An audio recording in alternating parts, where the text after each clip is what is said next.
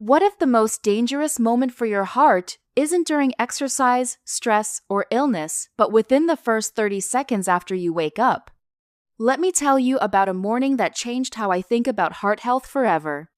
Because what is the point going straight to the point if you didn't understand why you should actually take those points seriously?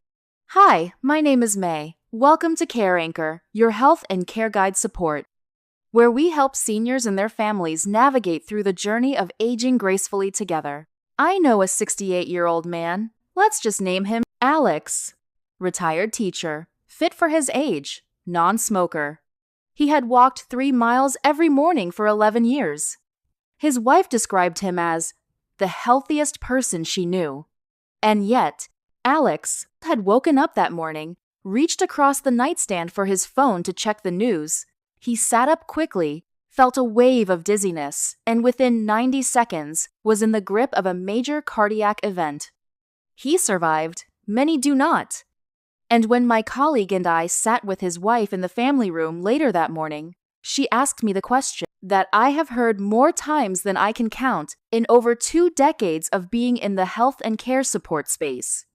She said, "How? He did everything right. He was healthy. Why did it happen in the morning? Not during exercises or during stress? Why this morning at 6:47 a.m.?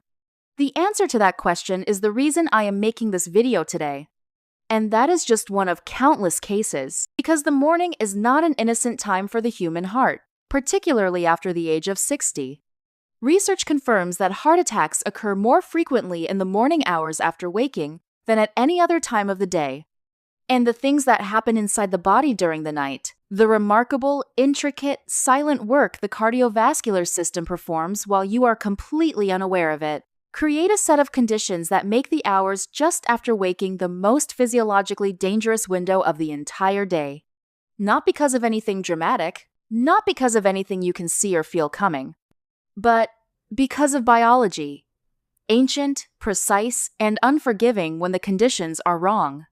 In the next 25 minutes, I am going to take you on a journey through the sleeping body, through the extraordinary cardiac events of a single night, and I am going to show you exactly what happens when common morning habits collide with that biology in ways that place serious, unnecessary strain on an aging heart. This is not a video designed to frighten you. It is simply designed to give you the knowledge that Alex's wife wished she had the morning before. Most people think of sleep as the body doing nothing, resting, pausing, waiting for morning. The reality from a cardiovascular perspective is almost the complete opposite. Sleep is not the absence of work. It is the most important maintenance window your heart has in any 24-hour period. And what happens or fails to happen during those hours determines how your heart performs for the rest of the day. Let's walk through it together. The first hour entering the descent, within the first 30 to 45 minutes of falling asleep, your body begins a profound physiological transition. Your nervous system shifts. The sympathetic nervous system, the accelerator, which governs your fight or flight responses, your stress hormones, your elevated daytime blood pressure, begins to quiet.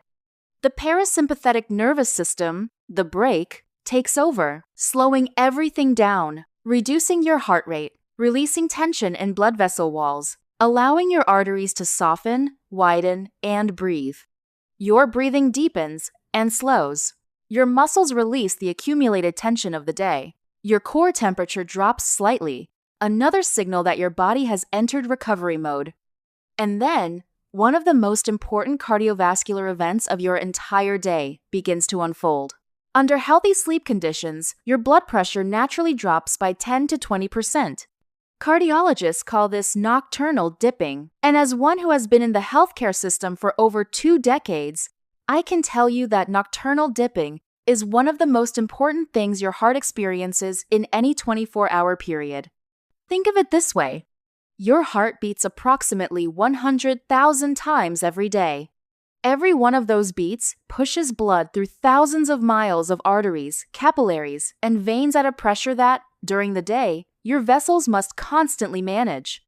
When blood pressure dips at night, those arterial walls get a genuine rest, not a pause, a rest. The force against which they must push and flex reduces.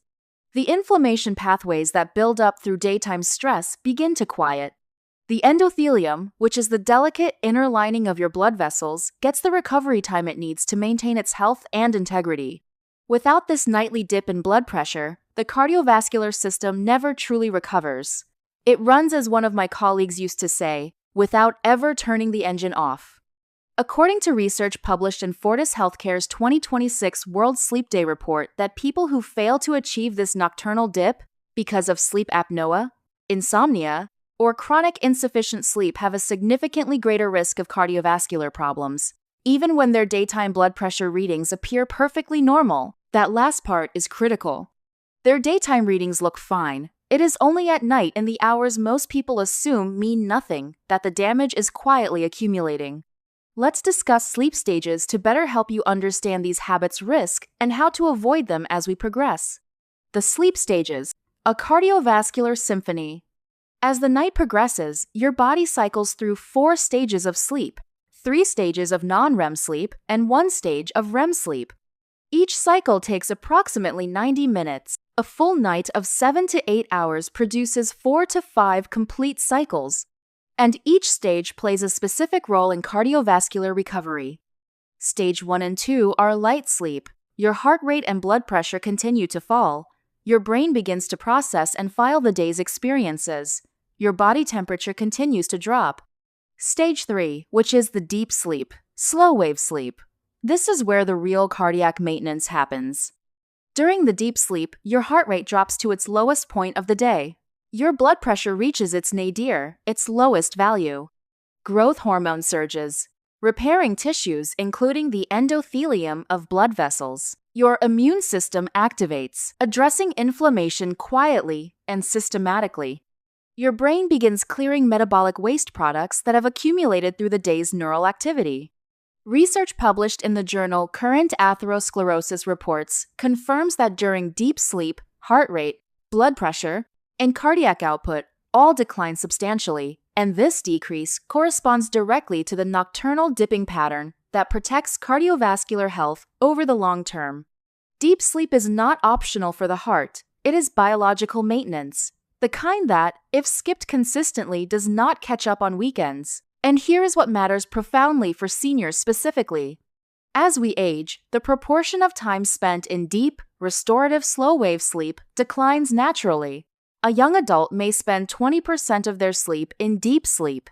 An adult over 65 may spend only 5 to 10% there, which means that the cardiovascular recovery window that deep sleep provides becomes narrower and more precious with every passing year.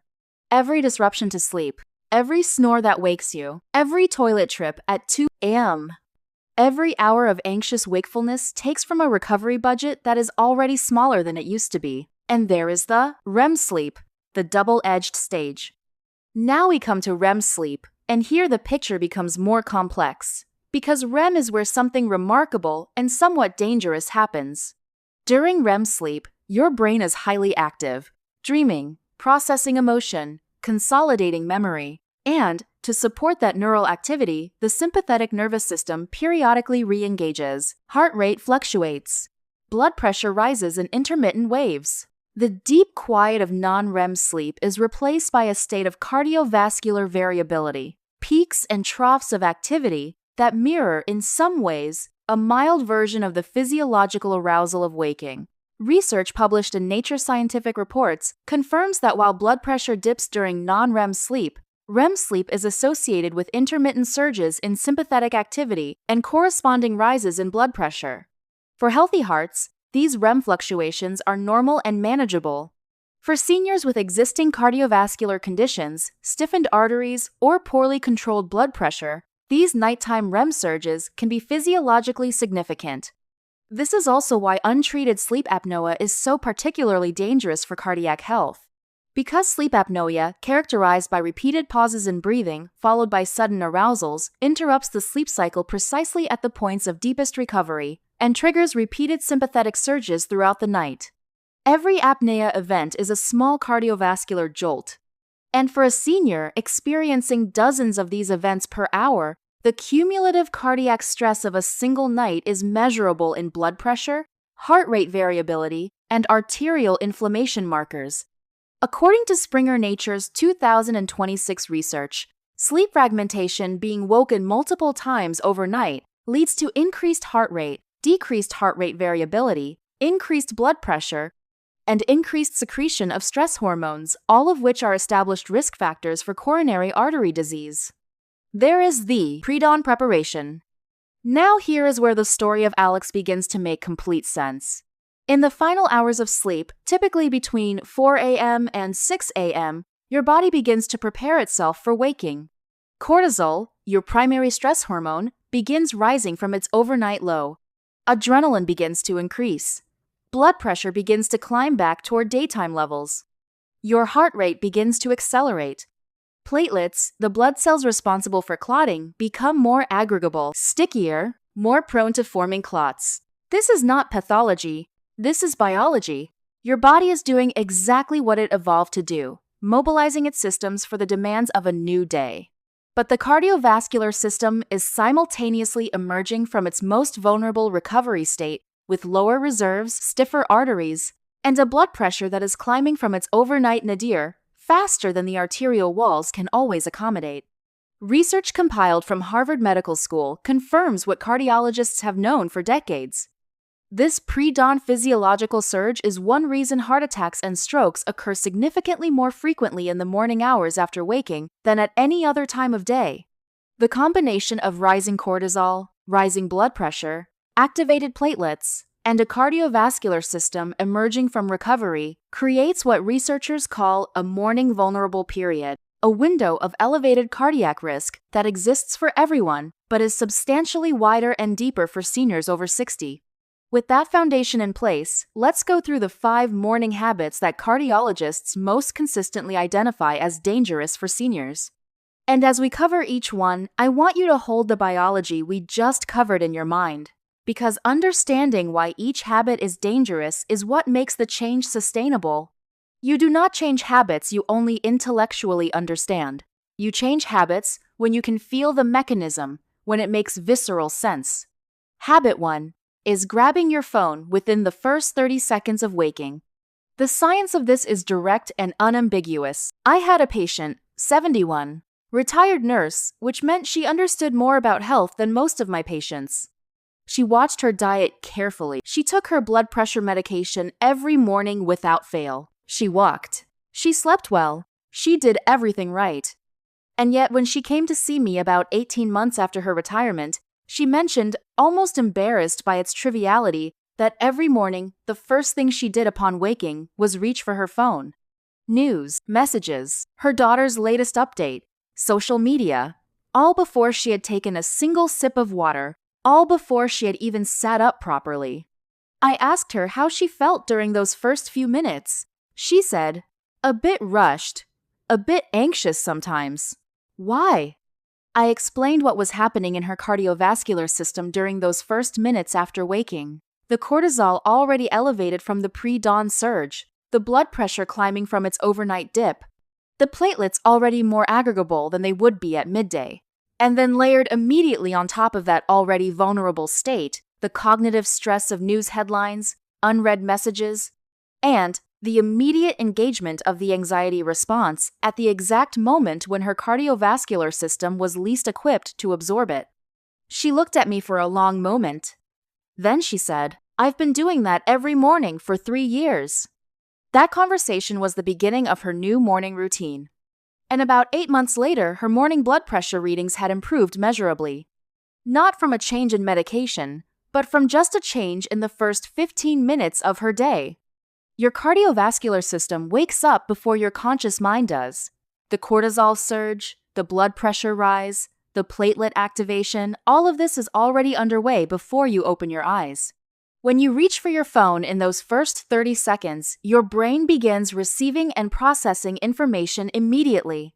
A difficult message from a family member, a news headline that triggers concern, a notification that produces anxiety. Each one activates the stress response. Each one releases a small but meaningful burst of cortisol and adrenaline, adding to a system that is already managing its morning surge. Dr. Ahmad Abdul Karim, a heart and vascular electrophysiologist at U Chicago Medicine Advent Health, describes the first 30 minutes after waking as the period that sets the cardiovascular tone for the entire day.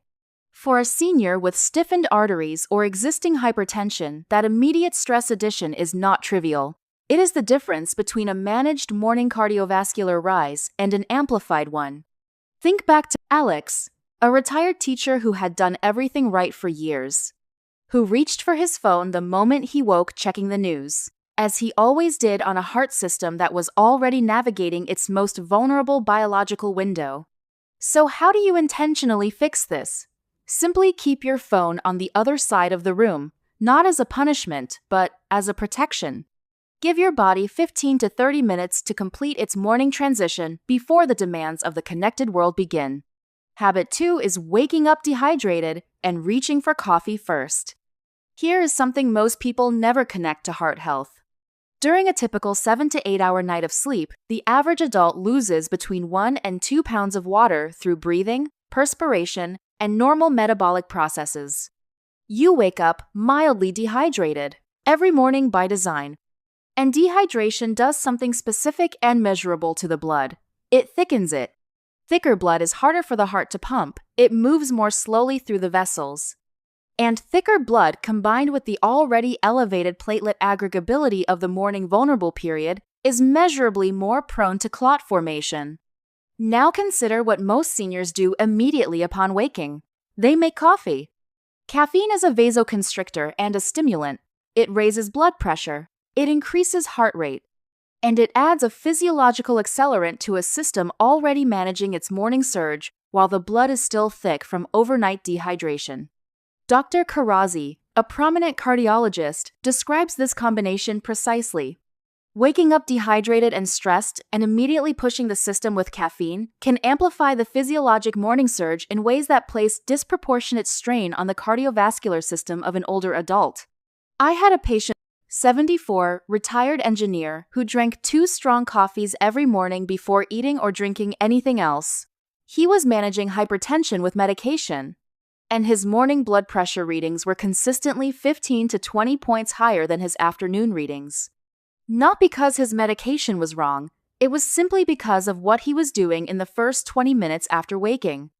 So we changed one thing, which is a full glass of water before the first coffee. Thirsty or not, his morning readings improved within 3 weeks. Yes, the fix is genuinely that simple. Keep a glass of water on your nightstand and not your phone. Drink it before your feet hit the floor. Rehydrate the blood first.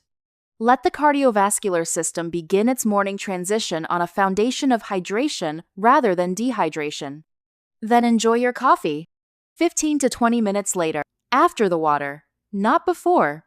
Habit 3 is standing up too quickly. This affects even younger adults sometimes. I want to explain this carefully because it is one of the most underestimated risks in senior cardiovascular health and one of the most easily prevented. When you stand up from lying down, your cardiovascular system must rapidly redistribute blood upward against the pull of gravity. In a young, healthy person with flexible arteries and a responsive autonomic nervous system, this adjustment happens in a matter of seconds. Heart rate increases slightly. Blood vessels constrict. Blood moves upward to the brain and upper body seamlessly unnoticed. In a senior over 65, especially one taking medications for blood pressure, heart rhythm, or fluid management, this adjustment takes longer. And if you stand up rapidly before that adjustment has time to complete, you experience what cardiologists call orthostatic hypotension, a sudden, sharp drop in blood pressure upon standing. Please note that the consequences range from dizziness and loss of balance, which is a significant fall risk, to a more alarming sudden demand on the heart as it attempts to rapidly compensate for the blood pressure drop. I had a patient, a 77-year-old woman, who experienced dizziness every morning for months. The cause was standing up too quickly. The fix was a simple 30-second pause. You can practice these 30-second pauses in 3 very simple stages every time you wake. The 3-stage rise is not complicated. Stage 1. Sit up slowly in bed. Pause for 30 seconds. Let the blood pressure begin to adjust to the upright position of the torso. Stage 2. Sit on the edge of the bed with both feet flat on the floor. Pause again. 30 seconds to a full minute. Let the cardiovascular system complete its adaptation. Stage 3. Stand slowly using your nightstand or a bed frame for support. I assure you that 77-year-old patient of mine has not had another dizzy episode since. Not from medication, not from treatment, only by just doing a 30-second pause every time she wakes. Even as a younger adult, you are not supposed to wake and always jump out of bed immediately. Take some seconds, minutes even, to be properly awake. That being said, if you experience dizziness regularly upon standing, please mention it to your doctor. In many cases, a medication review or timing adjustment can dramatically reduce the frequency of orthostatic event. Habit 4. The snooze button. This is the habit that stresses your heart on repeat. I know this one will surprise people because it feels so harmless, so human, so forgivable. But let me explain what is physiologically happening each time you hit snooze. When your alarm goes off, your body receives a sudden, sharp cortisol and adrenaline surge, the same pre-dawn cardiovascular activation we discussed, amplified by the acoustic shock of an alarm.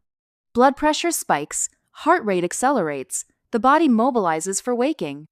When you hit snooze and attempt to return to sleep, your body tries to reverse that activation. Blood pressure begins to drop again. Heart rate decelerates. Cortisol begins to fall. 5 to 10 minutes later, the alarm fires again, and the process repeats. Each snooze cycle puts your cardiovascular system through what researchers describe as a repeated start-stop stress pattern, a cycle of sympathetic activation followed by attempted recovery, followed immediately by reactivation. For a senior whose cardiovascular system is already navigating the morning vulnerable period, this repeated cycle of activation and attempted rest is measurably more taxing than a single, clean waking.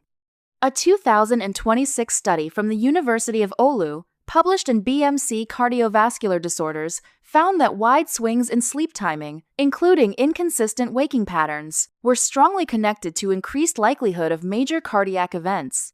The snooze button is a small piece of that pattern, but habits accumulate, and the morning is not the time to accumulate habits that stress a cardiovascular system already working hard. I tell my patients, 1 alarm. Set it for the time you genuinely intend to get up. If waking at that time is difficult, adjust your bedtime earlier. A clean, single waking from a completed sleep cycle is physiologically far gentler on the heart than 3 snooze cycles that fragment the final restorative stage of sleep. Habit 5 is jumping straight into intense physical activity. Now, I want to be absolutely clear before I cover this last habit. Exercise is one of the most powerful protections against cardiovascular disease available to seniors. The research on this is unambiguous and vast. Movement is medicine, but timing and sequencing matter. Especially in the morning, especially after 60. Here is the problem. Remember the morning vulnerable period. The cardiovascular system is managing its transition from overnight recovery to daytime function. Blood pressure is rising. Cortisol is elevated. The heart rate is accelerating from its overnight low. The system is in transition, not yet fully stabilized. When you immediately begin high-intensity physical activity like a brisk walk, vigorous stretching, a fast cycle, you place sudden, high demand on a cardiovascular system that has not yet completed its morning stabilization. In healthy, young adults, the system adapts quickly. In seniors with stiffer arteries, potential cardiac conditions, or blood pressure that takes longer to stabilize after waking. That sudden demand creates a stress spike during the window when the heart is already working hardest. Dr. Mohana Krishnan Sathyamurthy of Texas Christian University's Burnett School of Medicine recommends a calm, controlled morning period of at least 20 to 30 minutes before any moderate or vigorous physical activity. It is important to learn to forget wherever you think you are rushing to or have to be in the morning, and focus on achieving a healthy morning routine. I hope you are still with me in learning. Now let's discuss the night before how your evening shapes your morning heart. Before we get to the safe morning routine, I want to spend a few minutes on something most people completely overlook. Your morning cardiovascular risk is significantly shaped by what you do the night before. Yes, This is not a small point. The research on this is striking. One of the things you do the night before that shapes your morning is light exposure at night. A 2026 study published in Healthline reported findings that are profoundly important for anyone who sleeps with a television on, uses a phone in bed, or has light entering their bedroom. The research found that sleeping while exposed to artificial light at night was associated with arterial inflammation throughout the body of the kind that raises the likelihood of heart attack and stroke. Each standard deviation increase in artificial light at night exposure was associated with a 35% increased likelihood of a heart attack over the following 5 years. Not over a lifetime, over 5 years.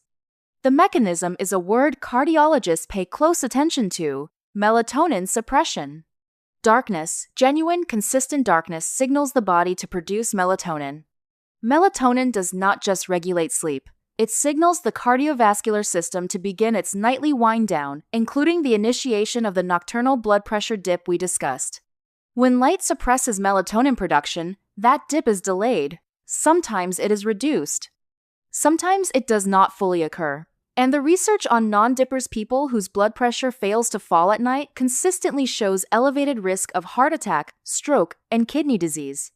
Here is the fix: blackout. Curtains, or sleep mask. The television off before sleep, not on as background noise. Off completely. The phone face down and silent, ideally in another room. These are not lifestyle preferences. For a senior heart, they are clinical recommendations. The second one is not maintaining a sleep timing and consistency. A separate 2026 study from the American Heart Association, reviewing health data from over 300,000 adults, found that people who are definitively evening people, going to bed at 2 a.m. and rising late, had significantly poorer cardiovascular health scores than their morning person counterparts. And crucially, the 2026 University of Oulu study found that wide swings in bedtime, which is going to sleep at different times each night, may significantly raise the risk of major cardiovascular events.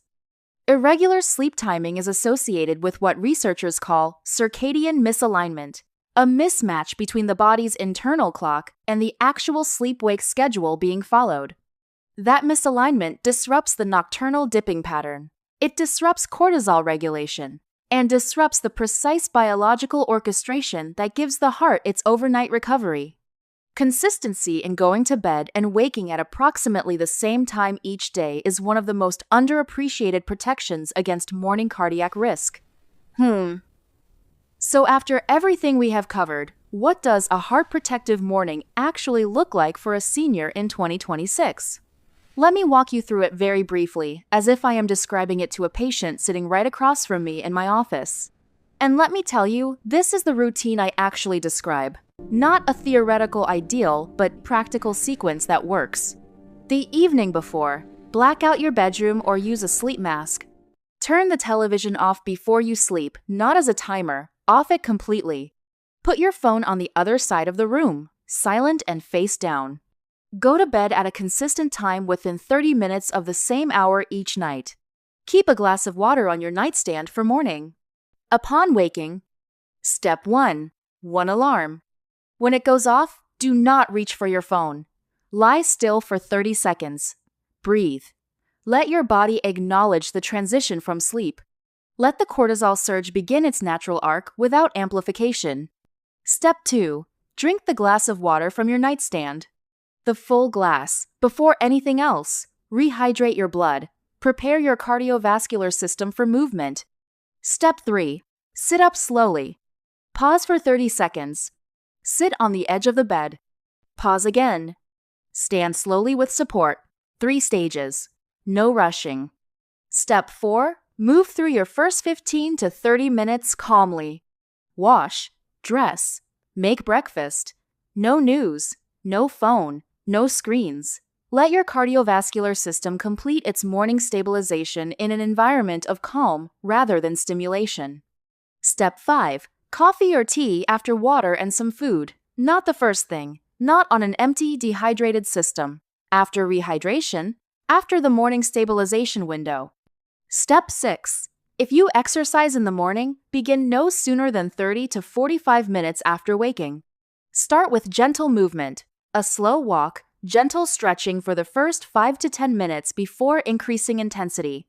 And if you take morning medications for blood pressure or heart conditions, take them consistently at the same time each day. The timing of cardiovascular medications in relation to the morning surge is something worth discussing specifically with your doctor. I want to end with Alex. Because Alex's story did not end on that morning in the cardiac unit. He recovered fully, which is not always the outcome, and which we do not take for granted. When I saw him 6 weeks later, I spent 45 minutes with him and his wife going through exactly what we have covered today: the biology of the sleeping heart, the morning vulnerable period, the 5 habits that amplify that vulnerability, and the simple morning routine that reduces it. Alex listened carefully, the way retired teachers do, taking notes on a legal pad. At the end of the appointment, he looked up and said, "So 30 years of doing the right things, and it was the first 5 minutes of the morning that nearly ended it." I told him yes and no. Yes, the morning habits had contributed to conditions that made that particular morning more dangerous than it needed to be. But no, because 30 years of doing the right things had also built a heart strong enough to survive. The right habits had saved his life. The right morning habits going forward would help protect it. Alex still walks 3 miles every morning, just not within 15 minutes of waking. He drinks his water first, gives himself at least 30 minutes before the phone. And he rises slowly, 3 stages, every single day. Small changes, real protection. Your heart has been working for you every minute of every day of your life. It deserves the same care in the first 5 minutes of the morning that you give it in every other hour. Let me bring everything together in conclusion. Your heart works its hardest nightly maintenance shift while you sleep. Nocturnal dipping, the 10 to 20% drop in blood pressure during sleep, is one of the most important cardiovascular events of your day. Seniors who do not achieve this dip face elevated risk even when their daytime readings appear normal.